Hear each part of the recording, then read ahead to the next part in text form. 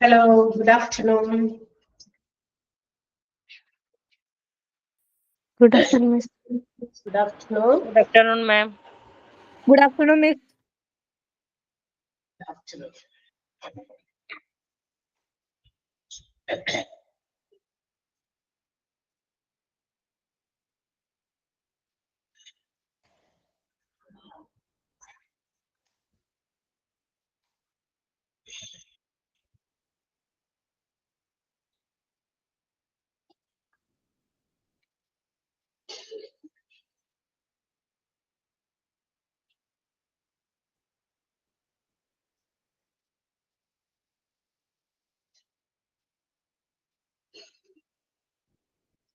Yes, good afternoon. Good afternoon.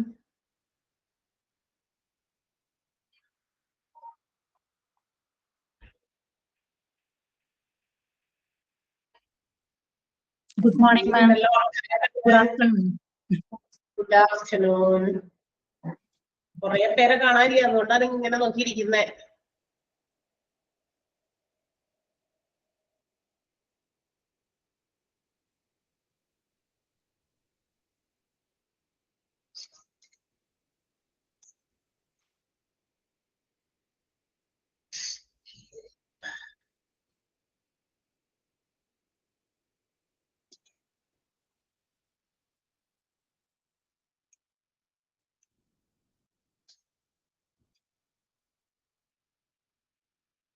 Miss ഒരു doubt ചോദിച്ചോട്ടെ? ആ, 2 മൊഡ്യൂൾ കഴിഞ്ഞാൽ എക്സാം ഉണ്ടാവോ? Okay okay. 2 മൊഡ്യൂൾ കഴിയുമ്പോൾ നമുക്ക് എക്സാം ഉണ്ടാകും. ഫസ്റ്റ് സെക്കൻഡ് മൊഡ്യൂൾ കഴിയുമ്പോൾ, പിന്നെ തേർഡ് ഫോർത്ത് മൊഡ്യൂൾ കഴിയുമ്പോഴും എക്സാം ഉണ്ടാകും. അത് കഴിഞ്ഞിട്ട് എല്ലാം ഒരേ ഫൈനൽ എക്സാം, ഓരോ മൊഡ്യൂൾസിന്റെ. അതിന്റെ ക്വസ്റ്റ്യൻ പേപ്പറിന്റെ മോഡൽ എന്തെങ്കിലും ഞങ്ങൾക്ക് തരാൻ പറ്റുമോ? മോഡൽ മീൻസ് നമ്മളുടെ ഈ മോക്ക് ടെസ്റ്റുകൾക്ക് നിങ്ങൾക്ക് തരുന്നില്ലേ മോക്ക് ടെസ്റ്റ് ഡെയിലി എല്ലാ ടീച്ചേഴ്സും ഫോർമാറ്റ്, അതേ ഫോർമാറ്റാണ്. ആ ഫോർമാറ്റിൽ തന്നെയാണ് ക്വസ്റ്റ്യൻസ് വരിക. മോക്ക് ടെസ്റ്റ് നിങ്ങളെ കൊണ്ട് ചെയ്യിപ്പിക്കുന്നത് അതിന് വേണ്ടിയിട്ടാണ്. നിങ്ങൾക്ക് ശരിക്കുള്ള എക്സാം ചെയ്യാനുള്ള ഒരു എന്താ പറയാ ഒരു വഴിയാണത് മോക്ക് ടെസ്റ്റുകൾ അറ്റൻഡ് ചെയ്യിപ്പിക്കുന്നത്. ഒരു ചാപ്റ്റർ തന്നെ ചിലപ്പോ വലിയ വലിയ ചാപ്റ്റർ ആകുമ്പോൾ ഒരുപാട് 2, 3, 4 ക്ലാസ് ഒക്കെ വേണ്ടി വരും. ചില ചാപ്റ്റേഴ്സിന് ചിലത് 7 ദിവസമൊക്കെ വേണ്ടി വരും. 7 മണിക്കൂർ വേണ്ടി വരും ഒരു ചാപ്റ്റർ തീർക്കാൻ. അത് ചാപ്റ്ററിന്റെ വലിപ്പം അനുസരിച്ചിരിക്കും. അപ്പൊ അതനുസരിച്ചിട്ട് 5 ക്വസ്റ്റ്യൻസ് വീതം ആ ഒരു പെർ ഡേയില് അത്രയും ക്വസ്റ്റ്യൻസ് ഒരു ചാപ്റ്ററിൽ നിന്ന് വരും. അതുപോലെ തന്നെ ഫോർ മൊഡ്യൂൾസ് ഓരോരോ എക്സാം എങ്ങനെ, അത് ഫൈനൽ എക്സാം ആണ് അങ്ങനെ വരിക കേട്ടോ. ഓരോ മൊഡ്യൂൾസ് ആയിട്ട് 1ഉം 2ഉം മൊഡ്യൂൾസ് കഴിയുമ്പോൾ ഒരു എക്സാം ഒരുമിച്ചാണ്. മറ്റേത് അത് കഴിഞ്ഞിട്ട് ഫൈനൽ എക്സാം വരുമ്പോഴാണ് ഓരോരോ മൊഡ്യൂൾസ് ആയിട്ട് വരിക. ഓക്കെ, അപ്പോഴേക്കും നിങ്ങൾ പ്രിപ്പയർഡ് ആകും. മനസ്സിലായോ? യെസ്. അപ്പൊ നമ്മള് നമ്മുടെ ക്ലാസ്സിലേക്ക് കിടക്കാം. ഓക്കെ. നമ്മുടെ ക്ലാസ്സില് 13 പേര്. ഇങ്ങനെയല്ലല്ലോ പറഞ്ഞത്, നമ്മൾ കഴിഞ്ഞ ക്ലാസ്സിൽ ചോദിച്ചതാന്ന് തോന്നുന്നു. ഏതൊക്കെ ക്ലാസ്സിൽ കയറി എന്തൊക്കെ ചോദിക്കണമെന്ന് ചിലപ്പോഴൊക്കെ മറന്നു. ഓക്കെ, നമ്മള് കഴിഞ്ഞ ക്ലാസ്സിൽ we were discussing about CSSD, central sterile supply department എന്ന് പറയുന്ന ചാപ്റ്റർ ആണ് എടുത്തോണ്ടിരിക്കുന്നത് അല്ലെ. പേജ് നമ്പർ ഉണ്ടോ നിങ്ങളുടെ കയ്യിൽ? ആ പേജ് നമ്പർ തന്നെയാണ് ഇവിടത്തെയും. ഇല്ലല്ലോ, പേജ് നമ്പർ 39 അല്ല ഇവിടെ കിടക്കുന്നത്. ഇതാണ് ഇവിടെ തനിക്കല്ലേ ഇതൊക്കെ പറഞ്ഞില്ലേ? Work flow of CSSD. അതെ, 32 അല്ല, ഇതൊക്കെ നമ്മൾ പറഞ്ഞല്ലോ. ഓർഗാനോഗ്രാം ഒക്കെ പറഞ്ഞല്ലോ. CSSD incharge. പിന്നെ ഈ ഒരു ക്ലീനിങ് ഏരിയ എടുക്കണേ അടുത്തതില്. അതെ, ഒരു യൂണി ഡിറക്ഷണൽ ഒരു ഫംഗ്ഷൻ ആണ് നമ്മുടെ CSSD എന്ന് പറഞ്ഞു. യൂണി ഡിറക്ഷണൽ എന്ന് പറഞ്ഞ ഒറ്റ ദിശയിലേക്കാണ്. അത് ആരോമാർക്ക് അതിനെ സൂചിപ്പിക്കുന്നതാ. കണ്ടല്ലോ, ആ ആരോമാർക്കിനകത്താണ് നമ്മുടെ receiving area, cleaning area, packing area, sterilising area, storage area and distribution area വന്നേക്കണം. അതിന്റെ ആരോമാർക്ക് അങ്ങോട്ടേക്കാണ് പോയേക്കണം. ഒരു ഡിറക്ഷനിലേക്ക് മാത്രമേ ഫ്ലോ ചെയ്യുന്നുള്ളൂ. The equipments or materials which are to be sterilized. എന്ത് എക്യുപ്മെന്റുകളാണോ അല്ലെങ്കിൽ മെറ്റീരിയൽസ് ആണോ നമ്മൾ സ്റ്റെറിലൈസ് ചെയ്യുന്നത്, അത് ഒരു ഡിറക്ഷനിലേക്ക് പോവുക. ഫ്രം ഓൾ ദ ഡിപ്പാർട്ട്മെന്റ്സ്, എവിടെ നിന്നൊക്കെയാണോ ഏതൊക്കെ ഡിപ്പാർട്ട്മെന്റ്സിൽ നിന്നാണോ ഓപ്പറേഷൻ തിയേറ്റർ, അതുപോലെ തന്നെ ലാബ്, ഇവിടെ നിന്നൊക്കെ നമ്മൾ കളക്ട് ചെയ്യുന്ന എക്യുപ്മെന്റ്സും മെറ്റീരിയൽസും ഒക്കെ നമ്മുടെ CSSDയിലേക്ക് ആ ഒരു വിൻഡോ, റിസീവിംഗ് വിൻഡോയിലൂടെ സ്വീകരിച്ച് പിന്നെ അതൊക്കെ ഒറ്റ ഡിറക്ഷനിലേക്കാണ് പോകുന്നത്. അതാണ് അങ്ങനെ ഒരു ആരോ മാർക്ക് അവിടെ കാണിച്ചിരിക്കുന്നത്. ആരോ മാർക്കിനകത്താണ് ഈ ഓരോ ഫങ്ഷൻസും നടക്കുന്ന ഏരിയാസ് നമുക്ക് ഡെപ്പിക്ട് ചെയ്തിരിക്കുന്നത്. അവിടെ വരെ നമ്മൾ പറഞ്ഞു. അതിൽ receiving area from different departments of the hospital, the equipments and materials have to be transferred to CSSD for sterilization. അതായത് ക്ലീനിങ്ങിനും സ്റ്റെറിലൈസിങ്ങിനും വേണ്ടിയിട്ട് പല ഡിപ്പാർട്ട്മെന്റ്സിലുമുള്ള എക്യുപ്മെന്റുകളെല്ലാം തന്നെ എവിടേക്ക് എത്തിക്കണം? CSSD എന്ന് പറയുന്ന ഡിപ്പാർട്ട്മെന്റിൽ എത്തിക്കണം, അല്ലെ? അപ്പൊ അങ്ങനെ ആ ഐറ്റംസ് വരുമ്പോ അത് അതിന്റെ എന്താ പറയാ, നമ്മളുടെ സ്റ്റെയിൻ ആയിട്ടുള്ള ഇത് കറ പിടിച്ചിരിക്കുന്നത് ബോഡി ഫ്ലൂയിഡ്സോ ബ്ലഡ് ഒക്കെ വെച്ച് കറ പിടിച്ചിരിക്കുന്ന സാധനങ്ങൾ have to be decontaminated, അണുവിമുക്തമാക്കണം, അല്ലെ? ആ അണുവിമുക്തമാക്കിയിട്ടാണ് അതത് ഡിപ്പാർട്ട്മെന്റുകളിൽ നിന്ന് എങ്ങോട്ടേക്ക് എത്തിക്കേണ്ടത്? നമ്മുടെ CSSD. കാരണം ഫസ്റ്റ് ഓഫ് ഓൾ അത് ഉണ്ടായ പാടെ ഇങ്ങോട്ട് കൊടുത്തുവിനേക്കാള് എന്ത് ചെയ്യുക, അവിടെ വെച്ചിട്ട് തന്നെ സോഡിയം ഹൈപ്പോക്ലോറൈഡ് സൊല്യൂഷൻ നമ്മൾ പറഞ്ഞു കഴിഞ്ഞ ക്ലാസ്സിൽ, അത് ആ അതാത് ഡിപ്പാർട്ട്മെന്റിൽ തന്നെ വെച്ചിട്ടൊന്ന് ഡീകണ്ടാമിനേറ്റ് ചെയ്യണം. That means it may contain many bacterias or virus or some other thing. അപ്പൊ തീർച്ചയായിട്ടും അത് അവിടെ വെച്ച് തന്നെ ഇത്തരം ഒരു സോഡിയം ഹൈപ്പോക്ലോറൈഡ് സൊല്യൂഷനിൽ ഇടുമ്പോ അത് എന്താകും? ഡീകണ്ടാമിനേറ്റഡ് ആണ്. എന്നിട്ട് ആണ് CSSDയിലേക്ക് വരുന്നത്. അപ്പൊ CSSDയിൽ അത് should be received through A window or A counter. ഒരു ജനൽ പോലെയോ ഒരു കൗണ്ടർ പോലെയുള്ള സ്ഥലത്തൊക്കെ ആയിരിക്കും അത് നമ്മൾ റിസീവ് ചെയ്യുന്നത്. And when it is received in this receiving area, it should be counted and received. അത് നിങ്ങൾ എത്തുമ്പോ എങ്ങനെ എടുക്കണം? അതുപോലെ ഇങ്ങനെ ഭയങ്കര കെയർലെസ് ആയിട്ട് നമുക്കൊന്ന് ഹാൻഡിൽ ചെയ്യാൻ പറ്റുന്ന കാര്യമല്ല. കാരണം ഇതൊക്കെ വളരെ എക്സ്പെൻസീവ് ആയിട്ടുള്ള എക്യുപ്മെന്റുകളും ഇതിനകത്ത് പെടും. അപ്പൊ ഇതൊക്കെ തിരിച്ച് അതുപോലെ തന്നെ അങ്ങോട്ടേക്ക് എത്തിക്കണം. വിതൗട്ട് എനി ഡിസ്ട്രക്ഷൻസ്, അല്ലെ? നഷ്ടം പോകാതെ, ഡാമേജ് ഒന്നും വരുത്താതെ ഇതിലൊക്കെ തിരിച്ചങ്ങോട്ടേക്ക് എത്തിക്കണം. സോ അത് എത്ര ഉണ്ട് അതൊക്കെ കൃത്യമായിട്ട് എണ്ണി തിട്ടപ്പെടുത്തി വേണം ഐറ്റംസ് സ്വീകരിക്കാൻ. എക്സാമിൻ ചെയ്തതിന് ശേഷം ഡിസ്പോസ് ചെയ്യേണ്ട വല്ല സാധനമൊക്കെ അത് ഡിസ്പോസ് ചെയ്യാം. മീൻസ് നമുക്ക് ഒട്ടും തന്നെ ഉപയോഗിക്കാൻ പറ്റാത്ത വല്ലതൊക്കെ ഉണ്ടോ, അങ്ങനത്തെയൊക്കെ ആണെങ്കിൽ ഡിസ്പോസ് ചെയ്യാനുള്ളതാണെങ്കിൽ അങ്ങനെ, അതെല്ലാം നമുക്ക് വീണ്ടും ഉപയോഗിക്കാൻ പറ്റുന്നതാണ് എന്നുള്ള രീതിയിൽ അങ്ങനെ അതെല്ലാം കൃത്യമായിട്ട് ചെയ്ത് റെക്കോർഡ് ചെയ്ത് വെക്കുക. ബിക്കോസ് നമുക്കിപ്പോ എല്ലാം ഇതൊക്കെ ഉണ്ടായിരുന്നു അന്നേരം നമ്മൾ ഓർക്കും. ചിലപ്പോൾ ഇത് സ്റ്റെറിലൈസേഷൻ ഒക്കെ ശേഷം പാക്ക് ചെയ്ത് അത് ഡിസ്ട്രിബ്യൂട്ട് ചെയ്തതിന് ചിലപ്പോൾ 1-2 ദിവസമൊക്കെ ഡിലേ വരും. ചിലപ്പോൾ നമ്മൾ എന്തൊക്കെ സാധനം റിസീവ് ചെയ്തു അപ്പോഴേക്കും നമ്മുടെ മൈൻഡിൽ നിന്ന് ചിലപ്പോൾ പോയിട്ടുണ്ടാകും. So in order to avoid such misunderstandings, അങ്ങനത്തെ ഉള്ള എന്താ മിസ്സായി പോകുന്ന കാര്യങ്ങൾ അല്ലെങ്കിൽ മറ്റു തരത്തിലുള്ള തെറ്റിദ്ധാരണകളൊക്കെ ഇല്ലാതാക്കാനായിട്ട് all the things which are received at CSSD should be recorded. Item wise അങ്ങനെ റെക്കോർഡ് ചെയ്ത് വെക്കാം. Afterwards it should be transferred to റെക്കോർഡൊക്കെ ചെയ്ത് കൃത്യമായി ഉറപ്പുവരുത്തിയതിനു ശേഷം മാത്രം ഏത് ഏരിയയിലേക്ക് പ്രൊവൈഡ് ചെയ്യുക? ക്ലീനിങ് ഏരിയയിലേക്ക്. അപ്പൊ ക്ലീനിങ് ഏരിയയിൽ എത്തി നമ്മുടെ ഏത് എക്യുപ്മെന്റ്സ്, സർജിക്കൽ എക്യുപ്മെന്റ്സും മറ്റു മെറ്റീരിയൽസും which have to be സ്റ്റെറിലൈസേഷന് വേണ്ടിയിട്ട് ക്ലീനിങ് ഏരിയയിലേക്ക് എത്തിയിരിക്കുകയാണ്. റിസീവിംഗ് ഏരിയയിൽ നിന്ന് ക്ലീനിങ്ങിലേക്ക്. അപ്പൊ ഇത് പറഞ്ഞു കഴിഞ്ഞാൽ അണ്ടർലൈൻ ചെയ്തിരുന്ന വല്ല സെന്റൻസുകളൊക്കെ ഫസ്റ്റിലത്തെ അണ്ടർലൈൻ ചെയ്തോ? പറയൂ വേഗം. അണ്ടർലൈൻ ചെയ്താണല്ലോ.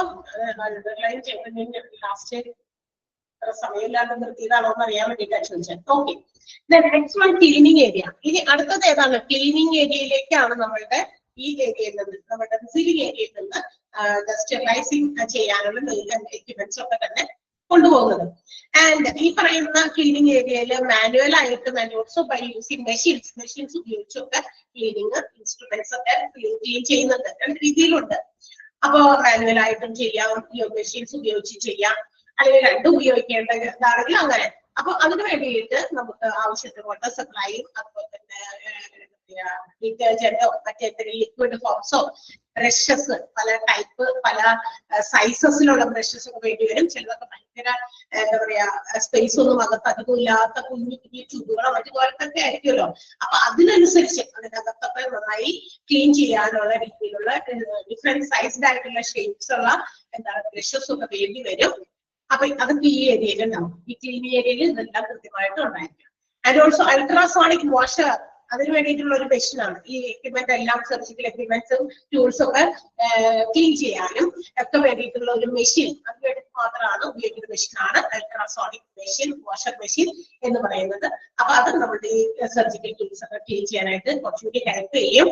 ഇതിനകത്ത് ഈ പറയുന്ന machine uses high frequency sound waves, അതായത് മെക്കാനിക്കൽ വൈബ്രേഷൻ എന്നെ ആക്കി മാറ്റുന്ന സൗണ്ട് ഉപയോഗിച്ച്, നല്ല ഹൈ ഫ്രീക്വൻസി സൗണ്ട് ഉപയോഗിച്ച് ഒരു എന്താ പറയാ ഒരു വൈബ്രേഷൻ സൃഷ്ടിച്ചിട്ട് ആ വൈബ്രേഷനിലൂടെ it will form some bubbles. അതില് കുറച്ച് ബബിൾസ് ഒക്കെ ഫോം ചെയ്ത് അതിങ്ങനെ ബസ്റ്റ് ഔട്ട് ചെയ്യുമ്പോൾ അതിന്റെ ഇന്റേണൽ ക്ലിയർ ആകുന്നില്ലേ? അത് ഇത് സൗണ്ട് ഓഫ് ചെയ്യാം. ഇത്ര നേരമായിട്ടൊന്നും ക്ലിയർ ആയില്ലേ? ശരി, ഇത്ര നേരമായിട്ട് ക്ലിയർ ആയിരുന്നില്ല. കുറച്ചധികം നേരം കഴിയുമ്പോ പറയില്ലേ? ഞാൻ കുറച്ച് കഴിഞ്ഞല്ലോ. ക്ലിയർ ആണ്. ബാക്കിയുള്ളവർ പറയില്ലല്ലോ. അനു ആണ് പറഞ്ഞ ക്ലിയർ ആയില്ല എന്ന്.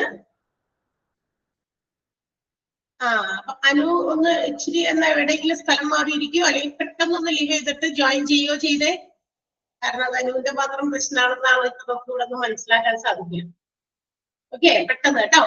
അൾട്രാസോണിക് വാഷർ ഈ മെഷീൻ ചെയ്യുന്ന കാര്യം എന്ന് പറയുന്നത് അതിനകത്ത് സൗണ്ട് വേവ്സ് ആണ് ഉപയോഗിക്കുക. അങ്ങനെ ആ sound waves mechanical vibration produce ചെയ്യുകയും അതിൽ നിന്ന് കുറച്ചിങ്ങനെ ബബിൾസ് ഫോമിൽ വരുമ്പോൾ ആ ബബിൾസ് അതിന്റെ മറ്റേ നമ്മളുടെ ഇത്തരം സർജിക്കൽ എക്യുപ്മെന്റ്സ് ടൂൾസിന്റെ ഒക്കെ ഇന്റേണൽ സർഫസിൽ ഉള്ളിൽ അകത്തുള്ള ഭാഗത്തേക്കൊക്കെ ചെന്നിട്ട് ആ വേസ്റ്റ് പാർട്ടിക്കിൾസ് ഒക്കെ ക്ലിയർ ചെയ്യാനായിട്ട്, അതൊക്കെ റിമൂവ് ചെയ്യാനായിട്ട് ഹെൽപ്പ് ചെയ്യുന്ന ഒരു സംഭവമാണ്. അതാണ് ഈ അൾട്രാസോണിക് വാഷർ മെഷീൻ കൊണ്ട് ഉപയോഗം. മനസ്സിലായോ? ഇനി അതിനുശേഷം ഈ ടൂൾസ് എല്ലാം കൃത്യമായിട്ട് വാഷ് ചെയ്തു, അതിൽ നിന്ന് വേസ്റ്റ് പാർട്ടിക്കിൾസ് ഒക്കെ എന്തെങ്കിലും അടിഞ്ഞു കൂടിയിട്ടുണ്ടെങ്കിൽ അതൊക്കെ റിമൂവ് ചെയ്തു എന്ന് നമ്മൾ എന്താ പറയാ മേക്ക് ഷുവർ ചെയ്ത് കഴിഞ്ഞാൽ അതൊരു ഡ്രയർ, ദാറ്റ് മീൻസ് ഒരു ഓവൻ പോലെയുള്ള ഒരു ഡ്രയർ ഉണ്ട്. ഡ്രയർ മീൻസ് ഉണക്കാൻ വേണ്ടിയിട്ടുണ്ട്. അതിന്റെ അകത്ത് ഉള്ള വല്ല വൈപ്പോസോ അല്ലെങ്കിൽ വാട്ടർ കണ്ടന്റോ ഒക്കെ ഉണ്ടെങ്കിൽ അതൊക്കെ ഇല്ലാതാക്കാൻ വേണ്ടിയിട്ടുള്ളതാണ്. അത് നന്നായിട്ട് ഡ്രയർ ഉപയോഗിച്ച് അതിനായിട്ട് ഡ്രൈ ചെയ്തതിന് ശേഷം ഇത് is transferred to the packing area. അതെങ്ങോട്ടേക്ക് മാറ്റും? പാക്കിംഗ് ഏരിയയിലേക്ക് മാറ്റും. അപ്പൊ ഓരോ ഏരിയയിലും കൃത്യമായിട്ട് അതത് ഏരിയയിൽ ചെയ്യേണ്ട കാര്യങ്ങൾ കൃത്യമായിട്ട് അവിടുത്തെ പ്രൊസീജിയേഴ്സ് കഴിഞ്ഞതിന് ശേഷം മാത്രമാണ് നെക്സ്റ്റ് ഏരിയയിലേക്ക് ട്രാൻസ്ഫർ ചെയ്യുന്നത്. മനസ്സിലായി? അപ്പൊ നമ്മൾ റിസീവിംഗ് ഏരിയയിൽ എന്തൊക്കെ കാര്യങ്ങൾ ചെയ്തു, ഇതെല്ലാം സ്ഥലത്തു നിന്നും കൊണ്ടുവരുന്നത് എല്ലാം അവിടെ കൃത്യമായിട്ട് റിസീവ് ചെയ്തു. റിസീവ് ചെയ്തപ്പോൾ അത് നല്ല രീതിയിൽ അത് കൗണ്ട് ചെയ്തു, അല്ലെങ്കിൽ അതിന്റെ കാര്യങ്ങളൊക്കെ കൃത്യമായിട്ട് നോക്കി ഡിസ്പോസ് ചെയ്യേണ്ടതാണെങ്കിൽ അങ്ങനെ ചെയ്തു. ബാക്കിയുള്ളതെല്ലാം നമ്മൾ റെക്കോർഡ് ചെയ്യുന്നു. റെക്കോർഡ് ചെയ്ത ശേഷം ഇതൊക്കെ ഉറപ്പ് വരുത്തിയതിന് ശേഷമാണ് നമ്മൾ എന്ത് ചെയ്യുന്നുള്ളൂ? ക്ലീനിങ് ഏരിയയിലേക്ക് കൊണ്ടുവരുന്നുള്ളൂ. അപ്പൊ ക്ലീനിങ് ഏരിയയിൽ കൊണ്ടുവന്നിരിക്കുന്ന ഈ പറയുന്ന surgical tools equipments should be ആവശ്യത്തിന് വാട്ടർ ഉപയോഗിച്ച്, ഡിറ്റർജൻസോ അല്ലെങ്കിൽ മറ്റ് ലിക്വിഡ് സോപ്പ് ഉപയോഗിച്ച് ഡിഫറെന്റ് സൈസ് ആയിട്ടുള്ള ഷേപ്സ് ആയിട്ടുള്ള എന്താ പറയാ നമ്മുടെ ബ്രഷസ് ഒക്കെ ഉപയോഗിച്ച് അതിനകത്ത് ക്ലീനിങ് ആവശ്യമാണ്. അപ്പൊ അതിന് വേണ്ടിയിട്ട് അതും കൂടി ഇന്ന രീതിയിൽ നമ്മൾ എന്താ പറയാ അൾട്രാസോണിക് വാഷർ അങ്ങനെ ഒരു മെഷീൻ ഉപയോഗിച്ചിട്ടാണ് ഈ പറയുന്ന വേസ്റ്റ് പാർട്ടിക്കിൾസ് ഒക്കെ റിമൂവ് ചെയ്യാനായിട്ട് നമുക്ക് ഉപയോഗിക്കാം. ഇതെല്ലാം കഴിഞ്ഞ് അവിടെയും അവരുടേതായ രീതിയിലുള്ള കാര്യങ്ങളെല്ലാം ചെയ്തതിനു ശേഷം മാത്രമാണ് അത് പാക്കിംഗ് ഏരിയയിലേക്ക് ആഫ്റ്റർ ഡ്രൈ ചെയ്തതിനു ശേഷം മാത്രം ട്രാൻസ്ഫർ ചെയ്യുന്നു. ക്ലിയർ ആയോ? ക്ലീനിങ് ഏരിയയിൽ എന്തൊക്കെയാണ് അവർ ചെയ്യാന്ന് കിട്ടിയോ? മനസ്സിലായോ? പറയണേ, വേഗം ഒന്ന് തമ്പിടുകയോ എസ് എന്ന് പറയുകയോ ചെയ്താൽ അത് നമുക്ക് എളുപ്പമായിരിക്കും. നിങ്ങൾ മിണ്ടുന്നില്ലല്ലോ, അപ്പൊ അതുകൊണ്ട് ആ റിയാക്ഷൻ ആണ് നമുക്ക് മനസ്സിലാക്കുക. അപ്പൊ നിങ്ങളിപ്പോ വേഗം ക്ലിയർ ആകുന്നില്ല എന്ന് ഒരാൾ പറഞ്ഞു കഴിഞ്ഞപ്പോ നമുക്ക് മനസ്സിലായി. അനു കയറി ഒന്നാമോ തിരിച്ച്? അനു ഇപ്പൊ ക്ലിയർ ആണോ? പെട്ടെന്ന് അങ്ങനെയുള്ള റിയാക്ഷൻസ് ഇട്ടാലോ കുട്ടികൾ അവിടെ ഇരിക്കുന്നുണ്ട്, നമ്മൾ പറയുന്നവർ കേൾക്കുന്നുണ്ട്, അല്ലെങ്കിൽ അവർക്ക് എന്തെങ്കിലും ഡിസ്റ്റർബൻസ് ഉണ്ട് എന്നൊക്കെ മനസ്സിലാവുന്നത് നിങ്ങളുടെ റിയാക്ഷൻസ് ചെയ്യുന്നതാണ്. നിങ്ങളിപ്പോ അവിടെ അങ്ങനെ അനു എഴുതിയപ്പോ തന്നെ ഞാൻ പെട്ടെന്ന് റിയാക്ട് ചെയ്തില്ലേ? അല്ലെ? കണ്ടില്ല എന്ന് വെച്ച് പോയില്ലല്ലോ. കാരണം എന്താ? അത് ഞാൻ ശ്രദ്ധിക്കണം. പഠിപ്പിച്ചുകൊണ്ടിരിക്കുകയാണെങ്കിലും കുട്ടികൾക്ക് അവിടെ ഞാൻ ഇവിടെ കിടന്ന് ഇങ്ങനെ ചുണ്ടനക്കുന്നത് കേട്ടാലും കാര്യമില്ലല്ലോ. എന്തെങ്കിലും സൗണ്ട് ആയിട്ട് അവർ കേട്ടാല് അവർക്ക് അത് ക്ലിയർ ആകുള്ളൂ. അതിനായി ചോദിക്കും. അപ്പൊ ചോദിക്കുന്നതിന് മറുപടി വരുമ്പോ നമുക്ക് ഓക്കെ, ബോത്ത് സൈഡ് ഓക്കെ ആണെന്ന് മനസ്സിലാവും. അനു കയറിയോ തിരിച്ച്? അതിനെ കാണാനില്ലല്ലോ. ഇതൊന്നും അവിടെ നെറ്റ് എന്തെങ്കിലും പ്രോബ്ലം ഉണ്ടായിരിക്കും. സി, അപ്പൊ നമ്മള് ഇവിടെ അണ്ടർലൈൻ ചെയ്ത സെന്റൻസ് പറയാം. Ultrasonic washer is A machine which is used for cleaning surgical tools. അവിടെ നിന്ന് തുടങ്ങി അണ്ടർലൈൻ ചെയ്യുക. It turns high frequency sound waves into mechanical vibration that makes small bubbles that burst on the internal surface of the tools and remove the particles. എന്താണ് ultrasonic washer മെഷീനിന്റെ ആ ഒരു function എന്നുകൂടി അടുത്ത സെന്റൻസിൽ പറഞ്ഞിട്ടുണ്ട്. അത് രണ്ടും ഒന്ന് അണ്ടർലൈൻ ചെയ്യാം കേട്ടോ.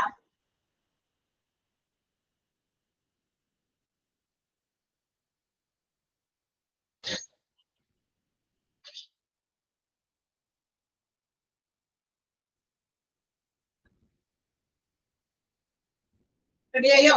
ഓക്കെ അല്ലേ? അടുത്ത പറയട്ടെ, പാക്കിംഗ് ഏരിയയിലെത്തി. അപ്പൊ നമ്മുടെ സർജിക്കൽ ടൂൾസ് അല്ലെങ്കിൽ മറ്റ് materials equipments all which is cleaned in the second area. Receiving ഏരിയയിൽ നിന്ന് ക്ലീനിങ് ഏരിയയിൽ കിട്ടി. അവിടുത്തെ ആ പ്രൊസീജിയേഴ്സ് എല്ലാം കഴിഞ്ഞതിന് ശേഷം എല്ലാ സർജിക്കൽ എക്യുപ്മെന്റ്സും മെറ്റീരിയൽസും ഒക്കെ എവിടെ എത്തി? നമ്മുടെ പാക്കിംഗ് ഏരിയയിലെത്തി. സോ നമ്മൾ ഇവിടെ കൊണ്ടുവന്നിരിക്കുന്ന ഇൻസ്ട്രുമെന്റ്സ് അല്ലെങ്കിൽ സർജിക്കൽ ടൂൾസ് അല്ലെങ്കിൽ മറ്റ് മെറ്റീരിയൽസ് വിൽ ബി ക്ലീൻഡ്. ഇതെല്ലാം ക്ലീൻഡ് ആയിരിക്കും, ഡ്രൈഡ് ഇൻസ്ട്രുമെന്റ്സ് ആയിരിക്കും, എല്ലാം ഉണങ്ങി ക്ലീൻ ചെയ്ത ഇതായിരിക്കും. ഇത് മാത്രം മതിയില്ലേ നമുക്ക് ഇനി എടുത്ത് കൊണ്ടുപോയി നമ്മളുടെ പേഷ്യൻസ് ഉപയോഗിക്കാൻ പറ്റുമോ? പറ്റില്ല. CSSDയുടെ പ്രവർത്തനങ്ങളിലേക്ക് കൃത്യമായിട്ട് എത്തുന്നതിന് the sterilization procedure is also to be completed. Sterilization procedure കൂടി കഴിയണം. അതുകൊണ്ട് എന്ത് ചെയ്യുന്നു? സ്റ്റെറിലൈസേഷന് മുമ്പ് നമുക്ക് അതിലേക്ക് എത്തുന്നതിന് തൊട്ട് മുന്നേ ഈ ക്ലീൻ ചെയ്തിരിക്കുന്ന ഡ്രൈ ചെയ്തിരിക്കുന്ന മെറ്റീരിയൽസ് എല്ലാം കൊണ്ടുവന്ന് നമുക്കത് എന്ത് ചെയ്യണം? പാക്ക് ചെയ്യണം. ബിഫോർ സ്റ്റെറിലൈസേഷൻ ഇതൊക്കെ പാക്ക് ചെയ്തിട്ടാണ് സ്റ്റെറിലൈസിങ് സംഭവിക്കുക അല്ലെ? അപ്പൊ നമ്മൾ വിചാരിക്കും ഇതൊക്കെ പാക്ക് ചെയ്തിട്ട് പിന്നെ അടുത്ത ഡിപ്പാർട്ട്മെന്റുകളിലേക്ക് കൊടുക്കും. No, never. അത് ചെയ്തില്ല. അതിന് മുമ്പ് നമുക്ക് ഇവിടെ പാക്ക് ചെയ്യുന്നു. അതെന്തിനാണെന്നറിയാമോ? പിന്നെ നമ്മൾ ഇതെടുത്ത് നമ്മളുടെ കയ്യിലൊക്കെ ഇട്ട് പിടിക്കുമ്പോൾ നമ്മൾ പല സാധനങ്ങളായിട്ട് ഉപയോഗിക്കുകയാണല്ലോ. നമ്മളെന്ന് പറഞ്ഞാൽ ഈ CSSDയിലെ സ്റ്റാഫുകൾ, those who are working in the CSSD departments, നമ്മുടെ സെൻട്രൽ സ്റ്റെറൈൽ സപ്ലൈ ഡിപ്പാർട്ട്മെന്റിൽ വർക്ക് ചെയ്യുന്ന ആൾക്കാര് പിന്നെയും അവരവരുടെ കൈകൾ കൊണ്ട്, അവരുടെ നേക്കഡ് ആയിട്ടുള്ള കൈ കൊണ്ട് ഇതൊക്കെ അങ്ങോട്ടും ഇങ്ങോട്ടൊക്കെ ഹാൻഡിൽ ചെയ്യുമ്പോൾ ഇറ്റ് ബിക്കംസ് കണ്ടാമിനേറ്റഡ്. വീണ്ടും അതിലേക്ക് അണുക്കളൊക്കെ പല രീതിയിലും അറ്റ്മോസ്ഫിയറിൽ നിന്നൊക്കെ എന്താ പറയാ സ്പ്രെഡ് ചെയ്യാനുള്ള സാധ്യതയുണ്ട്. സോ ടു അവോയ്ഡ് ദിസ്, അപ്പൊ ഇതൊക്കെ വന്ന് ഇതൊക്കെ വീണ്ടും അങ്ങനത്തെ കാര്യങ്ങളൊക്കെ വരാതിരിക്കാനും മറ്റു പെയിന്റുകളൊന്നും ഇതൊക്കെ പിടിക്കാതിരിക്കാനും ഒക്കെ എന്ത് ചെയ്യണം? നമ്മൾ പാക്ക് ചെയ്യുന്നു. സോ ഇത് പാക്കിങ്സ് ഒക്കെ ചെയ്തിട്ട് പാക്ക് ചെയ്തത് എവിടെയാ വെക്കാന്ന് അറിയാമോ? ട്രെയിലാണ് വയ്ക്കാം.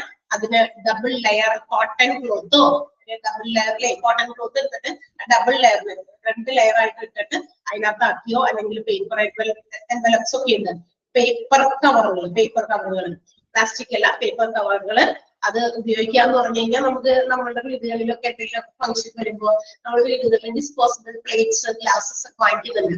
നവഡേയ്സ് പണ്ടതിനേക്കാൾ കുറച്ചൊരു 10 വർഷമൊക്കെ മുമ്പൊക്കെ നമ്മളെന്തെങ്കിലും പരിപാടിക്കൊക്കെ ചെന്നിരിക്കുമ്പോൾ അവിടെ കൂടുതൽ ആ പ്ലാസ്റ്റിക്കിന്റെ ഒരു ഗ്ലാസ് ആണ്. ഇങ്ങനെ സൗണ്ട് ഒക്കെ കേട്ട് പൊട്ടിപ്പോണ സൈസ് ഗ്ലാസ് അല്ലേ?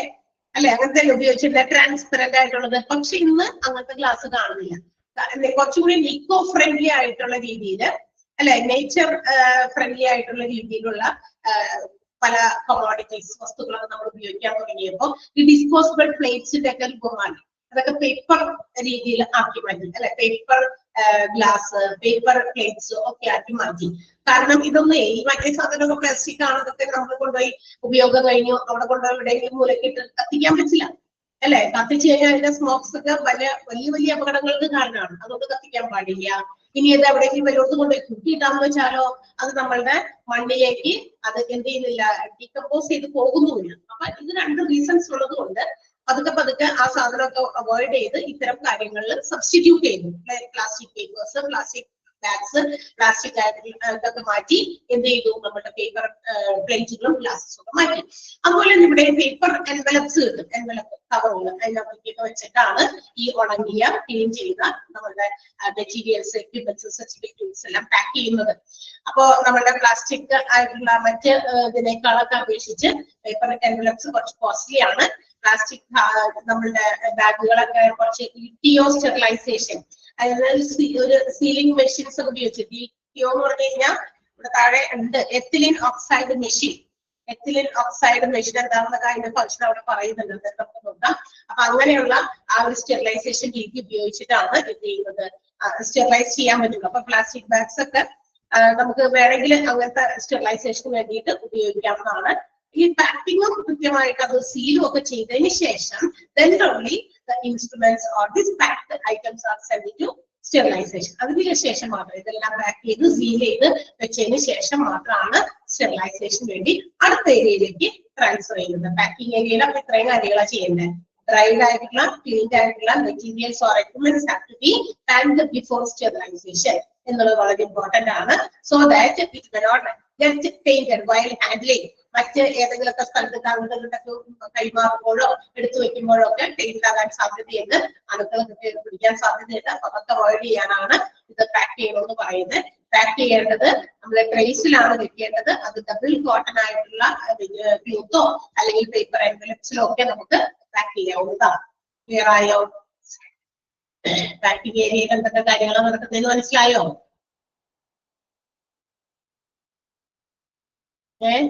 ക്ലിയർ ആണോ?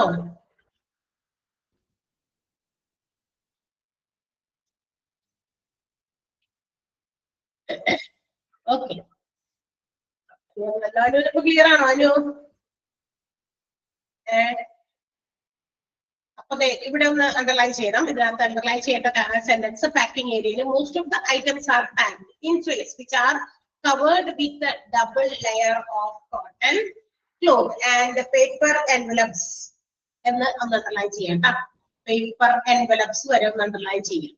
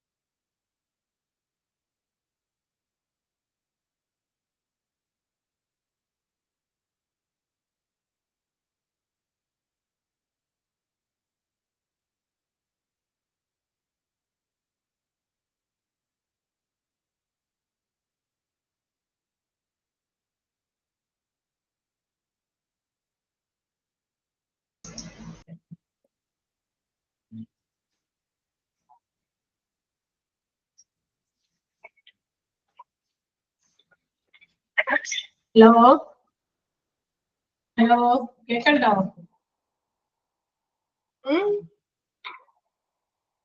നമ്മള് സ്ഥലം ഒന്ന് മാറി, അവിടെ നിന്ന് പെട്ടെന്ന് നെറ്റ് കട്ടായി പോയി. നേരത്തെ അനുവിന് പറ്റിയ പോലെ ഇവിടെ നെറ്റ് കട്ടായി പോകും തോന്നുന്നു.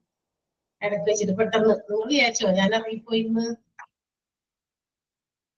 ചില ഉണക്കുമെന്ന് വിചാരിച്ചോ? ഞാൻ വിചാരിച്ചു പിള്ളേര് വിചാരിക്കും ഇതെന്താ പെട്ടെന്ന് ഒരു മുന്നറിയിപ്പില്ലാതെ മിസ് ഇറങ്ങി പോയെന്ന് പിള്ളേര് വിചാരിക്കുമല്ലോ എന്നൊക്കെ ഞാൻ അങ്ങനെ ചിന്തിച്ചുകൊണ്ടിരിക്കുന്നു. ഓക്കെ,